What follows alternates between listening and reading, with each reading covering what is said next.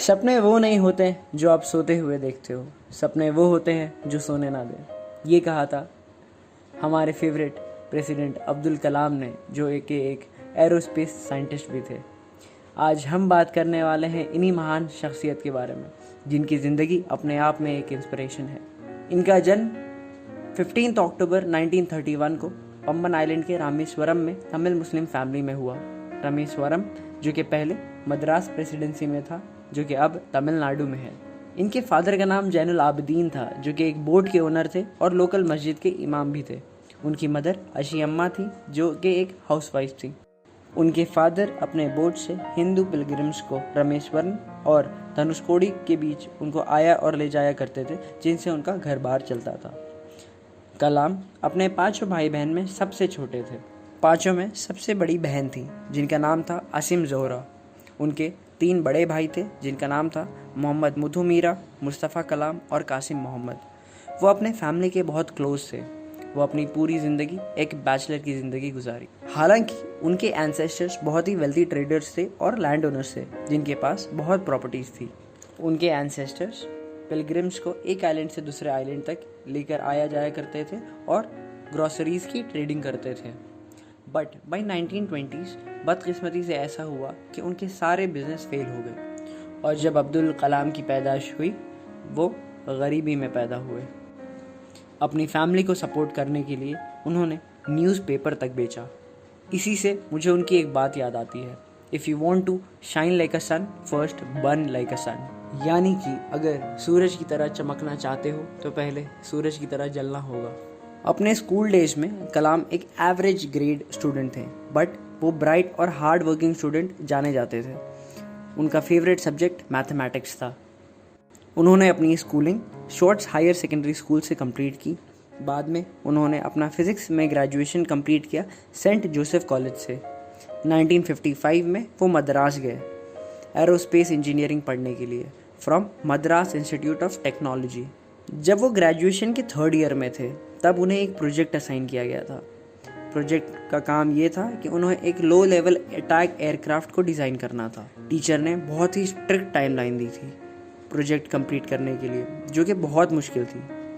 कलाम ने अपनी मेहनत से और अपनी काबिलियत से उस प्रोजेक्ट को टाइमलाइन के अंदर कंप्लीट कर दिया, और इससे टीचर बहुत इम्प्रेस हो चुके थे।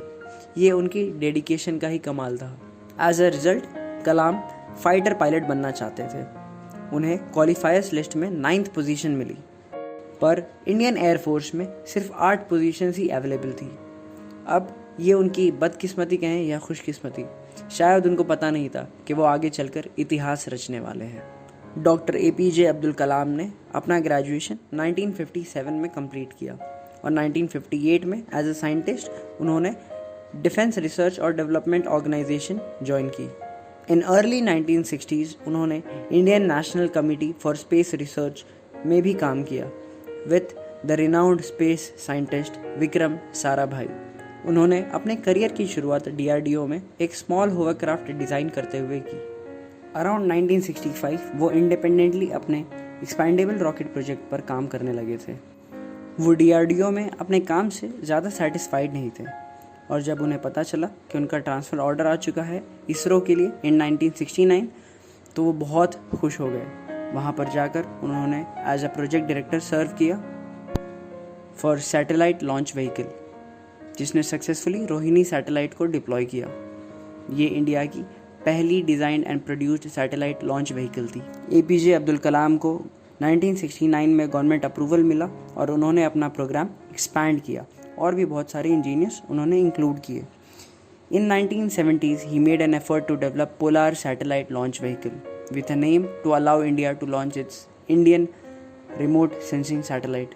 1970s में अब्दुल कलाम ने 2 और प्रोजेक्ट डायरेक्ट किए, जिसका नाम था project devil and project वेलिएंट।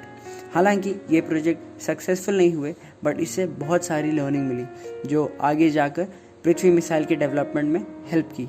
An Indian Ministry of Defense program managed by DRDO in partnership with other government organizations launched Integrated Guided Missile Development Program IGMDP। Abdul Kalam को ये प्रोजेक्ट लीड करने के लिए कहा गया, और 1983 में उनकी वापसी हुई DRDO में as a chief executive of IGMDP। इस प्रोग्राम की वजह से 4 प्रोजेक्ट डेवलप हुए। Short range surface to surface missile, जो कि पृथ्वी के नाम से जाना जाता है। Short range low level surface to air missile, जो कि त्रिशूल के नाम से जाना जाता है। Medium range surface to air missile, जो आकाश के नाम से जाना जाता है। और third generation anti tank missile, जो कि नाग के नाम से जाना जाता है। इनके इस योगदान की वजह से लोग इन्हें मिसाइल मैन ऑफ इंडिया के नाम से जानने लगे। 1992 में डिफेंस मिनिस्टर में साइंटिफिक एडवाइज़र के तौर पे इन्हें अपॉइंट किया गया और आगे जाकर 1999 में गवर्नमेंट ऑफ इंडिया के लिए प्रिंसिपल साइंटिफिक एडवाइज़र के तौर पे अपॉइंट किया गया। अब्दुल कलाम ने एक मेजर रोल प्ले किया in conducting Pokhran 2, a series of 5 nuclear bomb test explosion in May 1998। इस टेस्ट की कामयाबी के बाद इन्हें नेशनल हीरो का दर्जा मिल गया और प्राइम मिनिस्टर अटल बिहारी वाजपेयी ने इंडिया को full fledge nuclear state declare कर दिया। 2002 में एनडीए गवर्नमेंट पावर में थी और उन्होंने डॉक्टर APJ अब्दुल कलाम को नॉमिनेट किया for the post of president of India. Being a popular national figure, उन्होंने वो इलेक्शन बहुत ही आसानी से जीत लिया। APJ अब्दुल कलाम इंडिया के प्रेसिडेंट रहे 2002 से लेकर 2007 तक। वो पहले साइंटिस्ट और पहले बैचलर थे जो प्रेसिडेंट बने इंडिया के। He became the 11th president of India by succeeding KR Narayanan. उन्होंने अपनी ज़िंदगी में कई अवार्ड जीते, जिसमें से कुछ अवार्ड्स हैं पद्म भूषण जो 1981 में जीता, पद्म विभूषण जो 1990 में, और भारत रत्न जो कि हाईएस्ट सिविलियन अवार्ड है वो 1997 में। उसके अलावा इंदिरा गांधी अवार्ड इन 1997, और उन्हें बहुत यूनिवर्सिटी से और बहुत इंस्टीट्यूट से ऑनरी अवार्ड मिले। उन्होंने कई बुक्स भी लिखे, जिसमें से कुछ बुक्स के नाम है ignited minds, mission India, the luminous sparks, wings of fire and inspiring thoughts. और हालांकि और भी बहुत किताबें और अवार्ड है जो उनके नाम में दर्ज हैं। प्रेसिडेंसी के बाद उन्होंने एकेडमिक फील्ड चूज़ किया और एक विजिटिंग प्रोफेसर बने टॉप कॉलेजेस ऑफ इंडिया के, IIM Shillong, IIM Ahmedabad, IIM Indore, और ऑनररी फेलो थे Indian institute of science Bangalore के। 27 जुलाई 2015 को अब्दुल कलाम IIM शिलोंग में लेक्चर दे रहे थे, where he suffered a heart attack and उनकी कंडीशन बहुत क्रिटिकल हो गई। उन्हें बेथनी हॉस्पिटल में शिफ्ट किया गया। Unfortunately he died of cardiac arrest. उनके लास्ट वर्ड्स थे श्रीजान पल सिंह को, और उन्होंने कहा, funny guy, are you doing well. 30 जुलाई 2015 को रामेश्वरम के पेईकुरुम्बु ग्राउंड में उन्हें बरी किया गया विद स्टेट ऑनर्स। शायद आपको पता नहीं, पर 3.5 लाख लोगों ने उनका लास्ट रिचुअल अटेंड किया, including the prime minister of India, governor of Tamil Nadu, chief minister of Karnataka, Kerala and Andhra Pradesh. उनकी याद में मेमोरियल बनाए गए और बहुत सारे एजुकेशनल, साइंटिफिक इंस्टीट्यूशन और लोकेशंस का नाम उनके नाम के ऊपर रखा गया। इनका वीडियो उनकी एक कोटेशन के साथ ख़त्म करेंगे। उन्होंने कहा था, for a great man religion is a way of making friends, small people make religion a fighting tool. Thank you so much for watching our channel. I hope आपको हमारा वीडियो पसंद आया होगा। So please like, share and subscribe for more such videos. ऐसे videos और आते रहेंगे। अगर आपकी कोई सजेशन है या वीडियो अच्छा लगा है तो आप कमेंट करके बताइए। Thank you and take care.